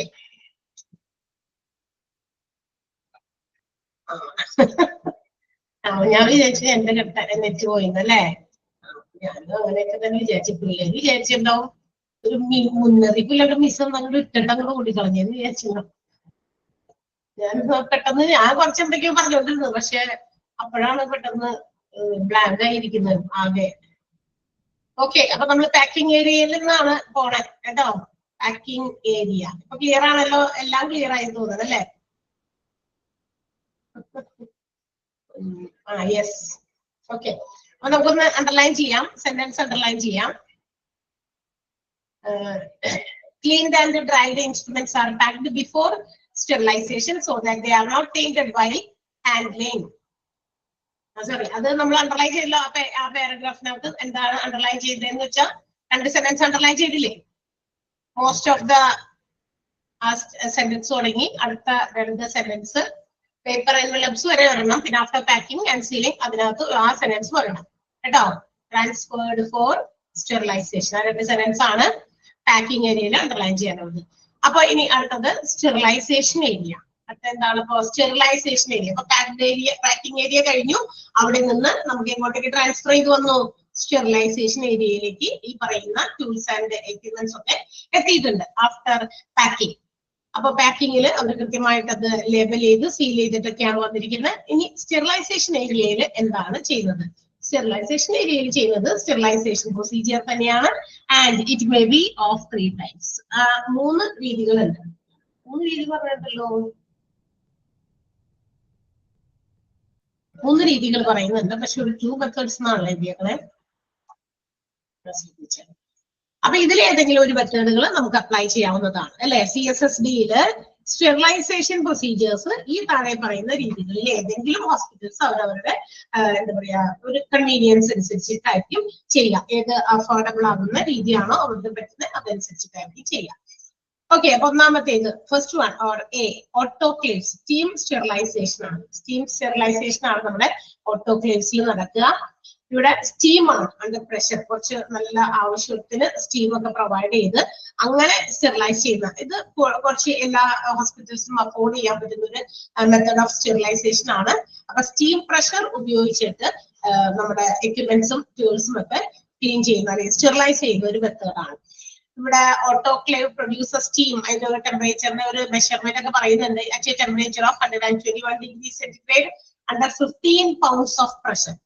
15 pounds ഓഫ് പ്രഷറിൽ 121 ഡിഗ്രി സെന്റിഗ്രേഡിലുള്ള ടെമ്പറേച്ചറിന്റെ സ്റ്റീം അത് ഉപയോഗിച്ചിട്ടാണ് ഓട്ടോക്ലേവ് എന്ത് ചെയ്യുന്നത്, ആ മെത്തേഡിൽ നമ്മുടെ സ്റ്റെറിലൈസിംഗ് പ്രൊസീജിയർ നടക്കുന്നത്. And in this procedure it takes 20 minutes to sterilise. ഏകദേശം 20 മിനിറ്റോളം അങ്ങനെ സ്റ്റെറിലൈസേഷന് വേണ്ടി ഉപയോഗിക്കുന്നു. ആ സമയം അത്രയും ഡ്യൂറേഷനാണ് വെച്ചിട്ട് അപ്പൊ തന്നെ എടുക്കുകയല്ല. ആ ഒരു മെത്തേഡ് ഉപയോഗിച്ചിട്ടാണ് ചെയ്യുന്നതെങ്കിൽ 20 minutes അതിന്റെ ഒരു പ്രോസസ്സിങ്ങിന് ടൈം ഉണ്ട്. മനസ്സിലായി? അത്രയും കാര്യങ്ങളാണ്. വലിയ ഡീപ്പായിട്ടൊന്നും കാര്യങ്ങൾ നമുക്ക് പഠിക്കാനില്ല. അതിന്റെ ജസ്റ്റ് ഫംഗ്ഷനിങ് എന്താണ്.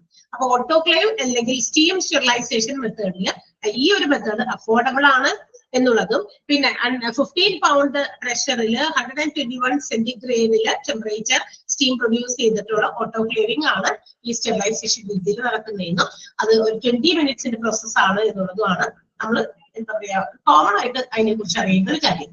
ക്ലിയർ ആയോ? First autoclave or steam sterilization മനസ്സിലായോ? മനസ്സിലാവാത്തതുകൊണ്ട് ആരെങ്കിലും ഓക്കെ ആണോ? യെസ്. അപ്പൊ അതിന്റെ ആ ഫങ്ഷൻസ് എന്താണ് ഈ ഒരു മെത്തേഡിന്റെ ഫംഗ്ഷൻ എന്ന് പറയുന്നത് 3 സെന്റൻസ് കൊടുത്തിരിക്കുന്നത്. അതുകൊണ്ട് ആ 3 സെന്റൻസും ഓട്ടോക്ലേവിന്റേത് തന്നെയാണ്. അതൊന്ന് അണ്ടർലൈൻ ചെയ്ത് വെച്ചേട്ടാ. 3 സെന്റൻസും അണ്ടർലൈൻ ചെയ്യണം സ്റ്റെറിലൈസ് വരെ.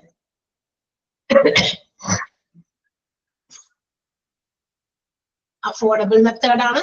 121 സെന്റിഗ്രേഡ് ടെമ്പറേച്ചർ ആണ്, അതിന്റെ സ്റ്റീം ആണ് ഉപയോഗിക്കുക. 15 pound അണ്ടർ പ്രഷർ ആണ്. പിന്നെ 20 minutes പ്രോസസ്സിംഗ് ആണ് കേട്ടോ.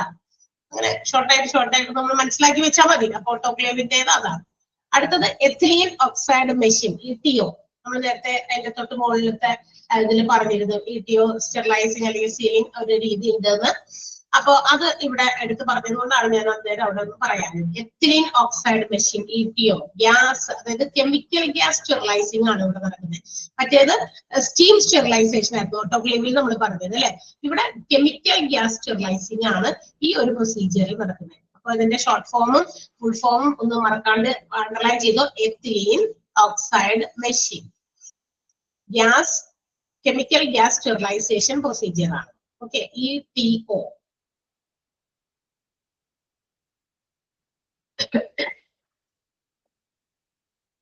ഇത് സാധാരണയായിട്ട് അല്ലെങ്കിൽ ഉപയോഗിക്കുന്നത് ഹീറ്റ് റെസ്പോൺസീവ് മാത്രമല്ല, ഭയങ്കര മോയിസ്ചർ റെസ്പോൺസീവ് മെറ്റീരിയൽസ് ലൈക്ക്, അതായത് നമുക്ക് ഉള്ളിലൊക്കെ വല്ല ഈർപ്പൊക്കെ അങ്ങനെ കത്തി എന്താ പറയാ ഈർപ്പം തങ്ങി നിൽക്കുക, അല്ലെങ്കിൽ എന്താ പറയാ ചൂട്, അങ്ങനെയുള്ള കാര്യങ്ങളൊക്കെ തങ്ങി നിൽക്കുന്ന ചില ഐറ്റംസ് ഒക്കെ എന്താ പറയാ നമുക്ക് സ്റ്റെറിലൈസ് ചെയ്യാൻ ഉപയോഗിക്കുന്ന ഒരു രീതിയാണ് കെമിക്കൽ ഗ്യാസ് സ്റ്റെറിലൈസേഷൻ എന്ന് പറയുന്നത്. ലൈക്ക് നമ്മുടെ ഈ കാർഡിയാക് കത്തീറ്റേഴ്സ്, പിന്നെ ചില പ്ലാസ്റ്റിക് ഐറ്റംസ് ലൈക്ക് എൻഡോസ്കോപ്സ് ഒക്കെ.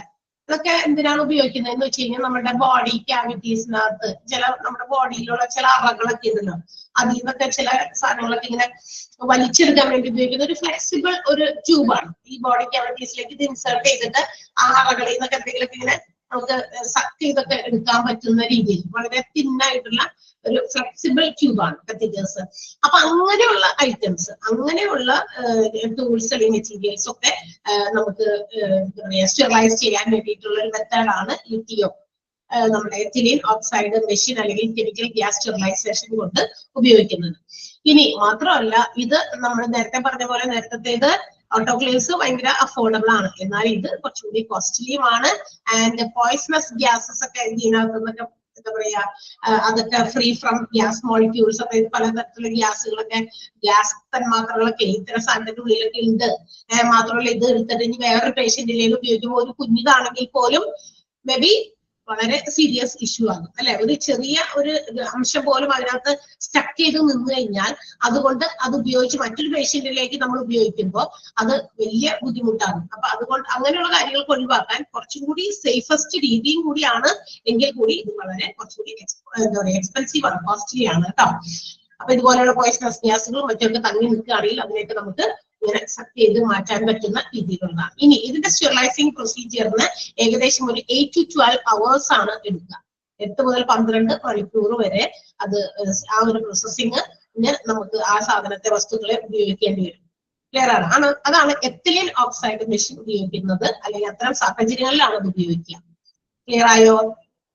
മനസ്സിലായി? നിങ്ങൾ ഈ കത്തീറ്റേഴ്സ് ഒക്കെ വേണമെങ്കിൽ ജസ്റ്റ് ഒന്ന് സെർച്ച് ചെയ്ത് നോക്കി കഴിഞ്ഞാൽ കാണാൻ പറ്റും. ഡിഫറെന്റ് ടൈപ്സ് ഉണ്ട്, പല രീതിയിലുള്ളതുണ്ട്, പല വലിപ്പത്തിലുള്ളതുണ്ട് കത്തീറ്റേഴ്സ്. ജസ്റ്റ് ഒന്ന് നിങ്ങളൊന്ന് യൂട്യൂബിലൊക്കെ ഒന്ന് വെറുതെ സെർച്ച് ചെയ്തൊക്കെ യു ക്യാൻ സീ, അതൊന്ന് കാണാൻ പറ്റും അതെങ്ങനെയുള്ളതാണ് എന്ന്. വളരെ ഫ്ലെക്സിബിൾ ആയിട്ടുള്ള ട്യൂബാണ്, ഇങ്ങനെ ഇൻസെർട്ട് ചെയ്തിട്ടൊക്കെ എടുക്കാൻ പറ്റുന്ന സാധനങ്ങൾ. ഓക്കെ, മനസ്സിലായോ?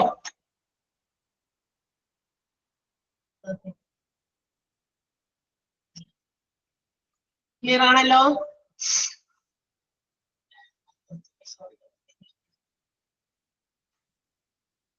ഓക്കെ, അപ്പൊ ഒന്ന് അണ്ടർലൈൻ ചെയ്യാം നമുക്ക് സെന്റൻസ്.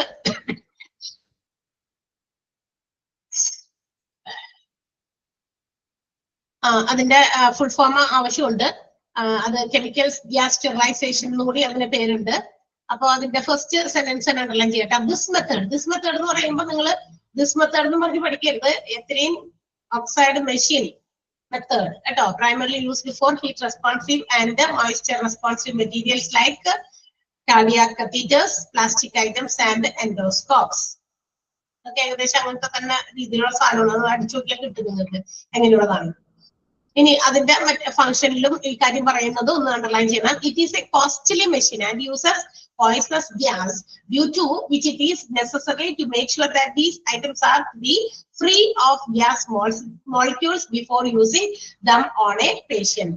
കുറച്ച് ഡേഞ്ചറസ് ആണ്, കെമിക്കൽ ആണല്ലോ, കെമിക്കൽ ഗ്യാസ് ആണ്. Chemicals always it is poisonous to our health. നമ്മളുടെ ആരോഗ്യത്തെ സംബന്ധിച്ച്, മനുഷ്യന്മാരുടെ ആരോഗ്യത്തിന് കെമിക്കൽസ് വളരെയധികം ഡേഞ്ചറസ് തന്നെയാണ്. നമ്മൾ പറയാറില്ലേ, ഒത്തിരി കെമിക്കൽസ് ഒക്കെ ഇപ്പൊ കെമിക്കൽസ് ഇല്ലാത്ത സാധനങ്ങളൊന്നും ഇല്ല. അതൊന്ന് സെന്റൻസ് ഒന്ന് എന്താ ഏത് വാക്കാ ടെക്സ്റ്റില് ഇതല്ലേ കിടക്കുന്ന, എന്തെങ്കിലും കറക്ഷൻ ഉണ്ടോ? എൻഡോസ്കോപ്സ് എന്നാണല്ലോ ഇവിടെ കിടക്കുന്നത്. അത് ആരെങ്കിലും വേറെ വേർഡാണോ? പ്ലാസ്റ്റിക് ഐറ്റംസ് ആൻഡ് എൻഡോസ്കോപ്സ് ശരിയല്ലേ? ആരെ പറഞ്ഞത് വേറെ എന്തോ ആണ് കിടക്കുന്നത് എന്ന് പറയണ്ടല്ലോ. കറക്റ്റ് ചെയ്യ്, അത് എൻഡോസ്കോപ്സ് എന്നാണ് കേട്ടോ. വേറെ ആർക്കെങ്കിലും ബുക്കിലുണ്ടോ ഒന്ന് പറഞ്ഞേ.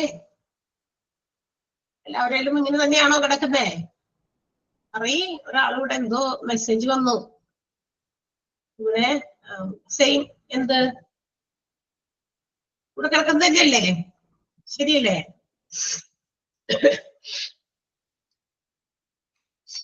ഓക്കെ, ആരുടെയെങ്കിലും മാറി കിടക്കുന്ന വേർഡ് ഉണ്ടെങ്കിൽ അതൊന്ന് തിരുത്താം. ഒരാളുടെ എന്താണ് ഈ വാക്കാണ് കിടക്കുന്നത്?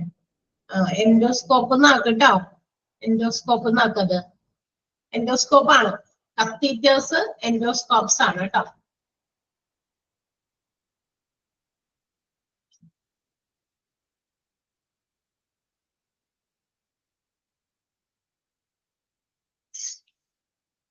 നമ്മുടെ ശരീരത്തിൽ ഇതുപോലുള്ള ഗ്യാസ് അല്ലെങ്കിൽ എന്തെങ്കിലും ഫ്ലൂയിഡ്സ് ഒക്കെ ഇങ്ങനെ ഭംഗിക്കണ്ട് ഇങ്ങനെ വലിച്ചെടുക്കുന്ന സംഭവം തന്നെയാണത്. അപ്പൊ കത്തീറ്റേഴ്സും അങ്ങനെയൊക്കെ തന്നെ. എൻഡോസ്കോപ്പ് ENDOSCOPES എന്ന് നിങ്ങളുടെ ഇവിടെ പ്രസന്റ് ചെയ്തിരിക്കുന്ന നോട്ടിൽ നോക്കിയിട്ട് അവിടെ ഒന്ന് തിരുത്തുക. ആ ഒരു വേർഡ് തെറ്റാണ്. അപ്പൊ costly machine and uses poisonous gas അതും അണ്ടർലൈൻ ചെയ്യാട്ടോ. പിന്നെ ഇതിന്റെ ഒരു പ്രോസസിങ് സൈക്കിൾ പറയുന്നുണ്ട് 8 to 12 years, അതും അണ്ടർലൈൻ ചെയ്യണം. വെറുതെ നമ്മൾ 8 to 12 അവേഴ്സ് ഇതിന്റെ ലൈഫ് സൈക്കിൾ എന്നൊന്നും പറയരുതട്ടാ. അത് ഏതിന്റെ ആണെന്ന് നിങ്ങൾ നോക്കി മനസ്സിലാക്കുക. ശരിയായോ? ഓക്കെ ആണോ? അണ്ടർലൈൻ ചെയ്ത് കഴിഞ്ഞില്ലേ? Okay, next one flash steriliser.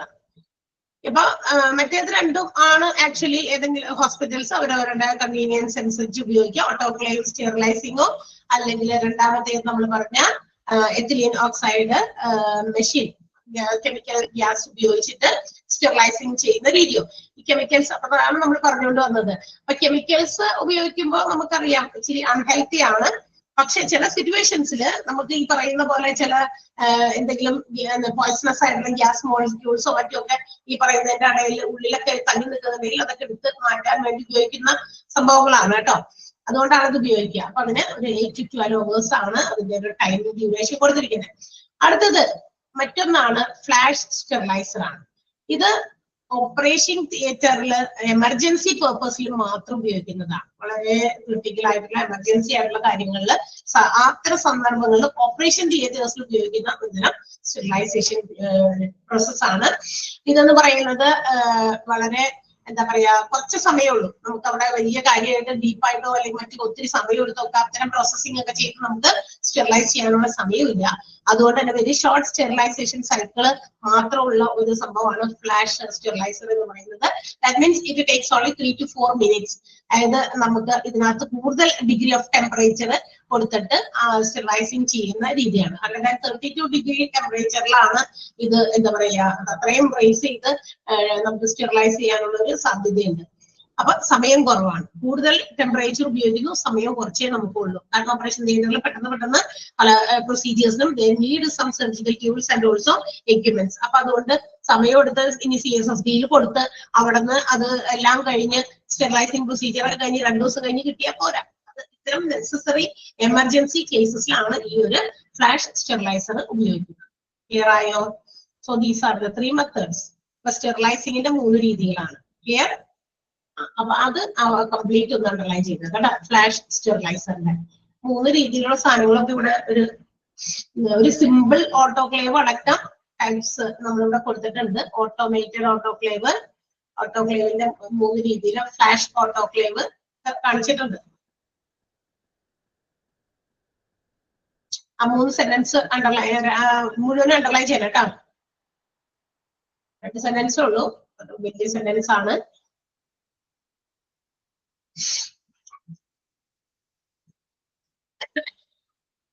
Okay, underline ചെയ്തല്ലോ. ജസ്റ്റ് നിങ്ങളുടെ അതിന്റെ മാതൃകയൊക്കെ അവിടെ കാണിച്ചിട്ടുണ്ട്. നിങ്ങൾ കുറച്ചുകൂടി എനിക്ക് തോന്നുന്നത് ഈ പടം കാണുന്നതിനേക്കാൾ ഇതിന്റെയൊക്കെ നമുക്ക് വേണമെങ്കിൽ നിങ്ങളൊന്ന് ഇതിന്റെ ഫംഗ്ഷൻ ഒക്കെ ആണ് എങ്ങനെയൊക്കെയാണെന്ന് കാണാൻ വേണ്ടിയിട്ട് ഒന്ന് അടിച്ചു നോക്കി കഴിഞ്ഞാൽ യൂട്യൂബിലുണ്ട് കേട്ടോ. വലിയ കാര്യമായിട്ടൊക്കെ നമ്മൾക്ക് മനസ്സിലാക്കാൻ പറ്റുന്നതിന് കുറച്ചുകൂടി വിഷ്വൽസ് നമ്മള് അല്ലെ, വീഡിയോസ് വിഷ്വൽസ് കിട്ടുമ്പോൾ നമുക്ക് കുറച്ചുകൂടി തലേ കയറും. തലേ കയറാന്ന് പറഞ്ഞാൽ നമുക്കിതൊന്നും അങ്ങനെ ഇതിന്റെ പ്രൊസീജിയേഴ്സ് നടക്കുന്നതൊന്നും നമുക്ക് ആവശ്യമില്ല. അങ്ങനെയൊക്കെയാണ് കാര്യങ്ങൾ അതിനകത്ത് നടക്കുന്നതെന്ന് ആസ് എ ഹോസ്പിറ്റൽ അഡ്മിനിസ്ട്രേറ്റർ നമ്മൾ അറിഞ്ഞിരിക്കണം. ഇത്തരം പ്രൊസീജിയേഴ്സ് ഒക്കെ അവിടെ നടക്കുന്നുണ്ട്. അല്ലാണ്ട് നേരെ കൊണ്ടുവന്ന് എന്താ പറയുക, നമ്മുടെ ഓപ്പറേഷൻ തിയേറ്റേഴ്സിൽ നിന്നും മറ്റ് സ്ഥലത്തു നിന്നൊക്കെ കളക്ട് ചെയ്യുന്ന ഇത്തരം എക്യുപ്മെന്റ്സ് വേഗം കൊണ്ട് CSSD കൊണ്ട് അപ്പൊ തന്നെ തിരിച്ച് അവര് കഴുകി എന്താ പറയുക, നമ്മൾ സാധാരണ എന്തെങ്കിലും ഇട്ട് കഴുകുന്നവരെ കഴുകിയെങ്കിലും തിരിച്ചെഴുതുന്നതല്ല. അപ്പൊ അതിന് വേറെയും അതിനിടയിൽ ഒരുപാട് എന്താ പറയാ പ്രൊസീജിയേഴ്സ് കഴിഞ്ഞിട്ട് ആ ഒരു കംപ്ലീറ്റ് കാര്യങ്ങളും ആ സൈക്കിൾ മുഴുവൻ പൂർത്തിയാക്കിയിട്ടാണ് തിരിച്ച് ഡിപ്പാർട്ട്മെന്റ്സിലേക്ക് വരുന്നത് എന്നൊക്കെ നമ്മൾ അറിയണമല്ലോ. അതിന് വേണ്ടിയിട്ടാണ് നമുക്ക് ഇതൊക്കെ തന്നേക്കുന്നത്. സോ അപ്പൊ സ്റ്റെറിലൈസിംഗ് ഏരിയയിൽ സ്റ്റെറിലൈസേഷൻ പ്രൊസീജിയേഴ്സ് കംപ്ലീറ്റ് ചെയ്തു. Next it have to be returned for storing purpose. ഇനി സ്റ്റെറിലൈസ് ചെയ്ത ഉപകരണങ്ങളെല്ലാം എന്ത് ചെയ്യണം, നമ്മൾ സ്റ്റോർ ചെയ്യണം. ആൻഡ് സ്റ്റോർ ചെയ്ത് കൃത്യമായിട്ട് അതത് ഡിപ്പാർട്ട്മെന്റ് വരുന്നത് വരെ കാത്തിരിക്കണം അതങ്ങോട്ടേക്ക് ഇഷ്യൂ ചെയ്യാനായിട്ട്. So after sterilization the items have to be stocked in clean area. നമ്മൾ ഇതെല്ലാം ഒരു കണക്കിന് ക്ലീൻ ചെയ്ത് ഡ്രൈ ചെയ്ത് സ്റ്റെറിലൈസ് ചെയ്ത് കൊണ്ടുവന്നിരിക്കുന്ന സാധനങ്ങളാണ്. അപ്പൊ ഇനി കൊണ്ടുവന്ന സാധനങ്ങൾ വീണ്ടും പല രീതിയിലുള്ള പൊടിയോ പഠനങ്ങളോ മറ്റു കാര്യങ്ങളൊന്നും ഇതാകാതെ ഒരു ക്ലീൻഡ് റാക്കിൽ കൊണ്ടുവന്ന് ഇത് സ്റ്റോർ ചെയ്യാനായിട്ട് വെക്കണം before these issued to the user department. അത് യൂസേഴ്സ് ഡിപ്പാർട്ട്മെന്റിലേക്ക് പോകുന്നതിന് മുമ്പ് സ്റ്റോർ ചെയ്യണം.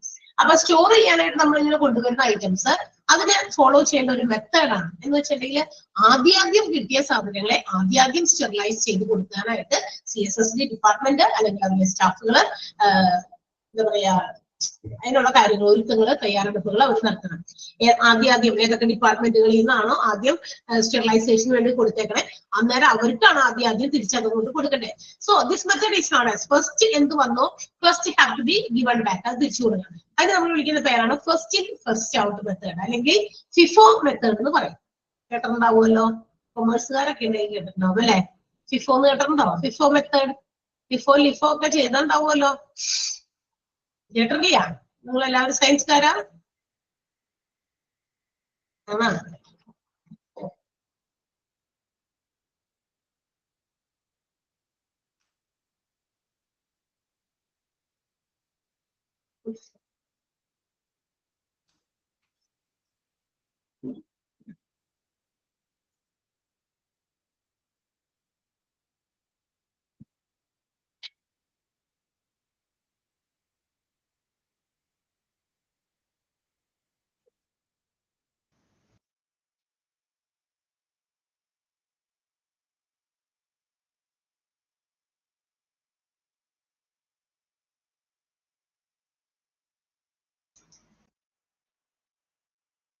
ബികോം ആയിരുന്നു, പിന്നെയും അത് കട്ടായി പോയി. എന്തോ സംഭവിച്ചിട്ടുണ്ട്. കേൾക്കണ്ടോ ഞാൻ പറയുന്നത്? ഇല്ല, എന്തുകൊണ്ടേ കാണുന്നില്ല.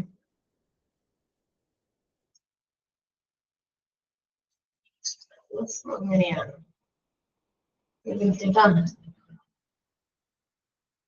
അപ്പൊ FIFO മെത്തേഡ് എല്ലാവരും കേട്ടിട്ടുണ്ടാവും. കേട്ടില്ലെങ്കിൽ തന്നെ ഇപ്പൊ മനസ്സിലായല്ലോ അല്ലെ. FIFO എന്ന് പറഞ്ഞാൽ നമ്മളിപ്പോ ആദ്യം നമ്മുടെ വീടുകളൊക്കെ നമ്മൾ ആ മെത്തേഡാണ് ഉപയോഗിക്കുക കിച്ചണിലൊക്കെ.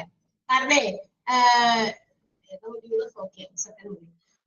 നമ്മുടെ വീടുകളിലൊക്കെ നമ്മൾ ഒത്തിരി കിച്ചണിൽ കുറെ സാധനങ്ങളൊക്കെ വാങ്ങിച്ചു വെക്കും. അരി, പഞ്ചസാര അങ്ങനെയുള്ള സാധനങ്ങൾ ആദ്യം കൊണ്ടുവന്ന സാധനങ്ങൾ ആദ്യം തീർക്കാനും നമ്മൾ നോക്കുക അല്ലെ. അല്ലാണ്ട് ആദ്യം പഴയത് വാങ്ങിച്ചത് തീരുന്നതിന് മുമ്പ് കുറച്ച് സാധനം നമ്മൾ പുതിയത് വാങ്ങിച്ചുകൊണ്ടൊന്നും എന്നിട്ട് എന്ത് ചെയ്യും, എന്നാ പിന്നെ പുതിയത് വാങ്ങിച്ചിട്ടല്ല അതങ്ങനെ എടുക്കാം, അങ്ങനെയല്ലല്ലോ സാധാരണ തീരുമാനിക്കുക അല്ലെ. നമ്മൾ ആദ്യം മറ്റേത് അങ്ങനെ തീർക്കട്ടെ എന്നിട്ടാണ് നമ്മൾ പുതിയത് വാങ്ങിച്ചത് എടുക്കുക. അത് തന്നെ ഇവിടെ അങ്ങനെ തന്നെയാ. നമ്മൾ when we are handling the sterilized equipments കൊണ്ടുവരുന്നത് ആദ്യം സ്റ്റെറിലൈസ് തിരിച്ചു. ഓക്കെ, അതാണ് FIFO മെത്തേഡ്. അപ്പൊ FIFO മെത്തേഡിന്റെ ഒന്ന് അണ്ടർലൈൻ ചെയ്യണം.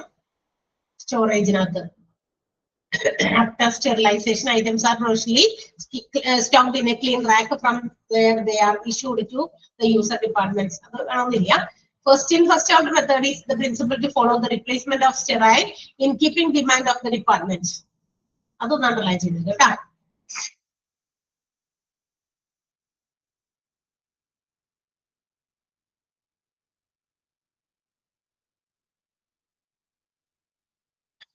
Okay. അടുത്തത് അപ്പൊ സ്റ്റോറിംഗ് അവിടെ സ്റ്റോർ ചെയ്ത് വെച്ചിരിക്കുകയാണ്. ക്ലീൻഡ് റാക്കില് സ്റ്റെറിലൈസ് ചെയ്ത എല്ലാ എക്യുപ്മെന്റ്സും അവിടെ സ്റ്റോർ ചെയ്യുന്നു. ദെൻ സ്റ്റോർ ചെയ്ത് അവിടെ തന്നെ വെച്ചാൽ മതിയോ? No, it has to be sent to the different departments where it has to be used. എവിടേക്കാണ് അതൊക്കെ ഉപയോഗിക്കേണ്ട സ്ഥലങ്ങളിലേക്ക് തിരിച്ചു കൊടുക്കണം. അപ്പൊ ഒരു ഡിസ്ട്രിബ്യൂഷൻ ഏരിയ അതിന് വേണ്ടി ഉണ്ടായിരിക്കണം. സ്റ്റോർ ചെയ്തിരിക്കുന്നതിൽ നിന്ന് എടുത്ത് ഡിസ്ട്രിബ്യൂട്ട് ചെയ്യുന്നതിന് വേണ്ടിയിട്ടുള്ള ഏരിയ. അപ്പൊ ഒരു പ്രത്യേകതയുണ്ട്, ഈ ഒരു distribution area should be far from the entry area അല്ലെ. നമ്മൾ നേരത്തെ റിസീവിംഗ് ഏരിയ ഉണ്ടാക്കിയില്ലേ, ആ റിസീവിംഗ് ഏരിയയിൽ നിന്ന് കുറച്ചധികം ദൂരെയുള്ള വിൻഡോ ആയിരിക്കണം നമ്മുടെ ഈ പറയുന്ന ഡിസ്ട്രിബ്യൂഷൻ ഏരിയ. കാരണം റിസീവിംഗ് ഏരിയയിൽ കൊണ്ടുവരുന്നതെല്ലാം തന്നെ കണ്ടാമിനേറ്റഡ് ആയിരിക്കും അല്ലെ. എന്തെങ്കിലും തരത്തിലുള്ള അണുക്കളും മറ്റു കാര്യങ്ങളൊക്കെ ടേന്റഡ് ആയിട്ടുള്ള കാര്യങ്ങളായിരിക്കും കൊണ്ടുവന്നേക്കുന്നത്.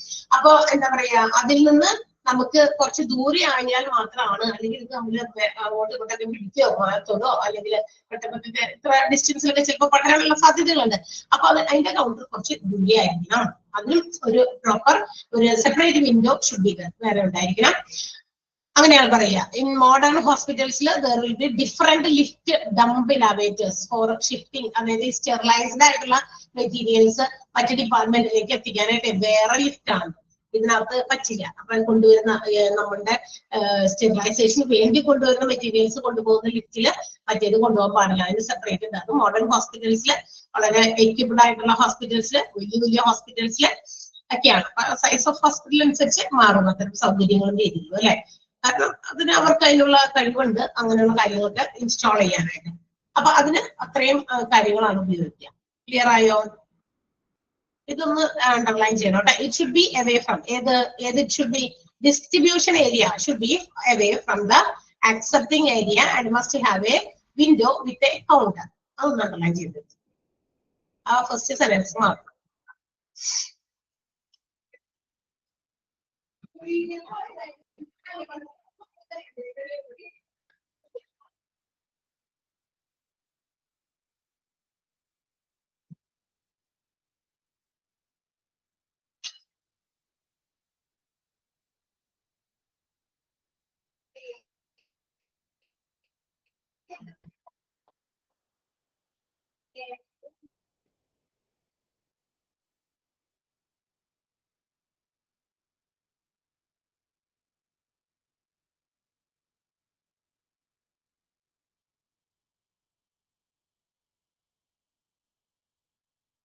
Okay.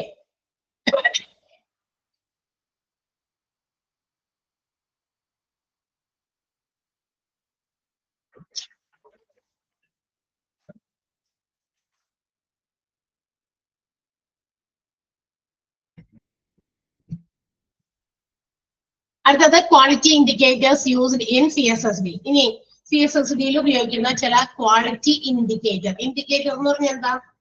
ഇൻഡിക്കേറ്റേഴ്സ് കേട്ടോ, സൂചകങ്ങൾ എന്നൊക്കെ നമ്മൾ പറയും അല്ലെ. അതായത് ഒരു എന്താ പറയാ, CSSDയിൽ ഉപയോഗിക്കുന്ന ചില ക്വാളിറ്റിനെ സൂചിപ്പിക്കുന്ന ചില സൂചകങ്ങളാണ് അതിന്റെ ഇൻഡിക്കേറ്റേഴ്സ്. അത് പ്രധാനമായിട്ടും mechanical indicators, chemical indicators and biological indicators എന്ന് മൂന്നായിട്ട് ക്ലാസിഫൈ ചെയ്തിട്ടുണ്ട്. ഏതൊക്കെയാ? Mechanical, chemical and biological indicators. In mechanical indicators എന്ന് പറയുമ്പോൾ ഇറ്റ് റെക്കോർഡ്സ് ദ ടൈം. അതായത് അതിൽ കൃത്യമായിട്ട് സ്റ്റെറിലൈസേഷൻ്റെതായ ആ സ്റ്റെറിലൈസേഷൻ ടൈമിൽ അല്ലെങ്കിൽ അതിന്റെ ആ സൈക്കിളിൽ അതിന്റെ ടൈം, അതിനുപയോഗിച്ച ടെമ്പറേച്ചർ, അതിന്റെ ഹ്യൂമിഡിറ്റി, അതിന്റെ പ്രഷർ, ആ ഒരു ടൈമിലുള്ള pressure, all the things will be record. അതൊക്കെ കൃത്യമായിട്ട് അതിൽ ഡിസ്പ്ലേ ചെയ്യുക. അതാണ് മെക്കാനിക്കൽ ഇൻഡിക്കേറ്റേഴ്സ് വിളിക്കുക. കൃത്യമായിട്ട് അതെല്ലാം റെക്കോർഡ് ചെയ്ത് വെക്കുന്ന ഒരു രീതി കേട്ടോ. നമ്മൾ അതൊന്ന് മൂന്നും അതിന്റെ ആദ്യത്തെ സെന്റൻസ് ഒന്ന് അണ്ടർലൈൻ ചെയ്താൽ മതി. ഒന്നാമത്തേത് മെക്കാനിക്കൽ ഇൻഡിക്കേറ്റർ ആണ്, displaying record time, temperature, humidity and pressure throughout the time of sterilization cycle. Underline ചെയ്തേ.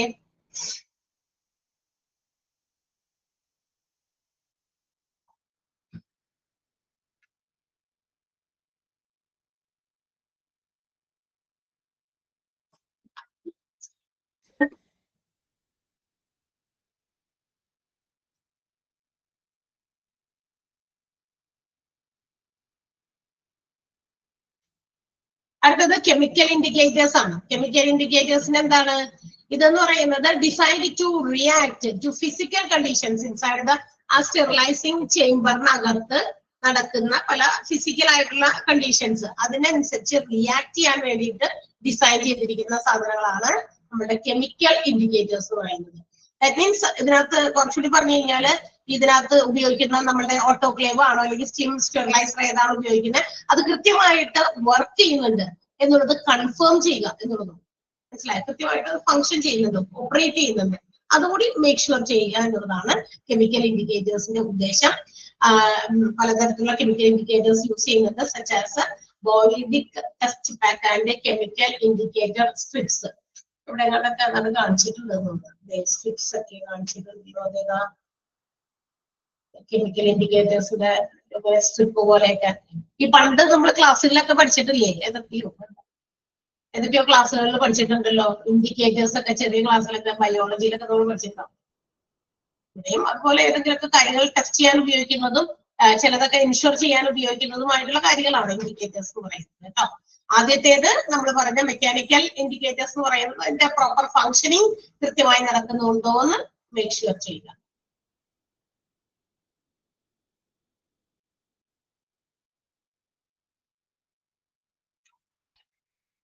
ഓക്കെ,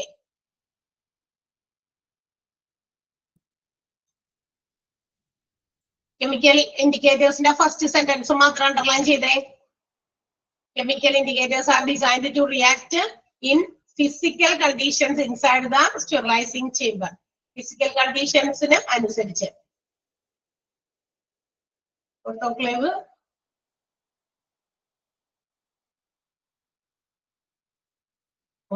ഇത് ക്ലാസ്സിൽ പറഞ്ഞത് നമ്മള് കഴിഞ്ഞ ക്ലാസ്സിൽ ഉണ്ടായില്ലേ? കഴിഞ്ഞ ക്ലാസ്സിൽ ഉണ്ടായിരുന്നില്ല. ഓട്ടോക്ലേവ് എന്ന് പറഞ്ഞത് എന്താന്ന് പറഞ്ഞല്ലോ?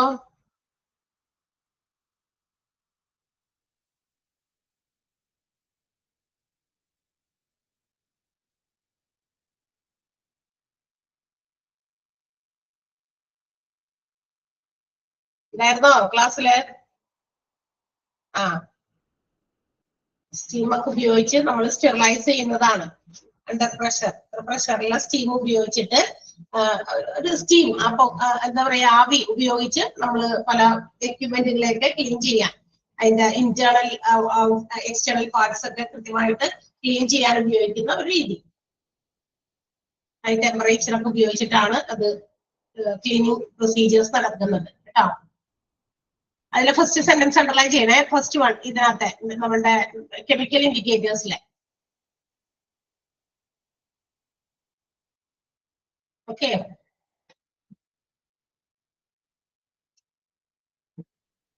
ഇതൊന്ന് വെറുതെ മറ്റേ ഞാൻ നേരത്തെ പറഞ്ഞ സാധനമേ ഒന്ന് നോക്കാട്ടോ, ഒന്ന് സെർച്ച് ചെയ്തിട്ട് നിങ്ങൾ ഇത് ഓട്ടോക്ലേവിന്റെ ആ ടൈപ്സ് ഒക്കെ ഒന്ന് വെറുതെ ഒന്ന് യൂട്യൂബിൽ ഒന്ന് അടിച്ചു നോക്കി കഴിഞ്ഞാൽ നിങ്ങൾക്ക് അതിന്റെ ഫംഗ്ഷനിങ് നമുക്ക് കാണാൻ പറ്റുന്നൊക്കെയായിട്ട് കുറച്ച് കണ്ടു കഴിഞ്ഞാൽ കുറച്ചുകൂടി മനസ്സിലാകും. ഒന്ന് വെറുതെ നമ്മളിങ്ങനെ നമുക്കതൊന്നും ഡീപ്പായിട്ട് അറിയാനൊന്നും വേണ്ട, അറിയേണ്ട ആവശ്യമില്ല. പക്ഷെങ്കിലും അതൊന്ന് വെറുതെ കാണാൻ നമുക്കൊരു ഇൻട്രസ്റ്റിംഗ് ആണല്ലോ. കാരണം ഇത് എങ്ങനെയാണ് അതിനകത്ത് ട്രൈ ഒക്കെ അങ്ങനെ അടക്കിടക്കി വെച്ചിട്ടൊക്കെ ഉണ്ട്. അത് കൃത്യമായിട്ട് അത് കാണിക്കുന്നുണ്ട് അതിനകത്ത്. വീഡിയോ ആകുമ്പോൾ കുറച്ചുകൂടി നമുക്ക് അപ്പീലിംഗ് ആണ്, കാണുമ്പോൾ മനസ്സിലാക്കാനും പറ്റും. ശ്രദ്ധിച്ച് നോക്കി കഴിഞ്ഞാല് അതിന്റെ ഫങ്ഷൻസ് ഒക്കെ മനസ്സിലാക്കാൻ പറ്റും. അപ്പൊ അതുകൊണ്ടാണ് പറഞ്ഞത്, അതൊന്ന് നോക്കിക്കോ നിങ്ങള്. സമയമുള്ള അനുസരിച്ച് വായിച്ചൊക്കെ കഴിഞ്ഞ് കഴിയുമ്പോൾ വെറുതെ ഒന്ന് സെർച്ച് ചെയ്ത് നോക്കുക. ഒരുപാട് വേറെ വേറെ കാര്യങ്ങളൊക്കെ നമ്മളിന്ന് കാണുന്നതിന് പകരം ഇങ്ങനെയുള്ള യൂസ്ഫുൾ ആയിട്ടുള്ള കാര്യങ്ങളൊന്ന് സെർച്ച് ചെയ്ത് നോക്കിയാൽ കുറച്ചുകൂടി നമുക്ക് തന്നെയാണ്. പിന്നീട് എന്തായാലും ഹോസ്പിറ്റൽ അഡ്മിനിസ്ട്രേറ്റർ ആയിട്ട് ജോലിക്ക് പോകണമല്ലോ. നമ്മൾ അതിനു വേണ്ടിയാണല്ലോ ഈ കഷ്ടപ്പാട് മുഴുവൻ പെടുന്നേ. എന്തായാലും അതിനൊരു ഉപകാരം ഉണ്ടാവട്ടെ ഇങ്ങനെയുള്ള കാര്യങ്ങളൊക്കെ പഠിച്ചിരുന്നു കേട്ടാ. ഓക്കെ, അപ്പൊ അടുത്ത ഭാഗം നമുക്ക് അടുത്ത ദിവസം എടുക്കാം. Okay, thank you, by.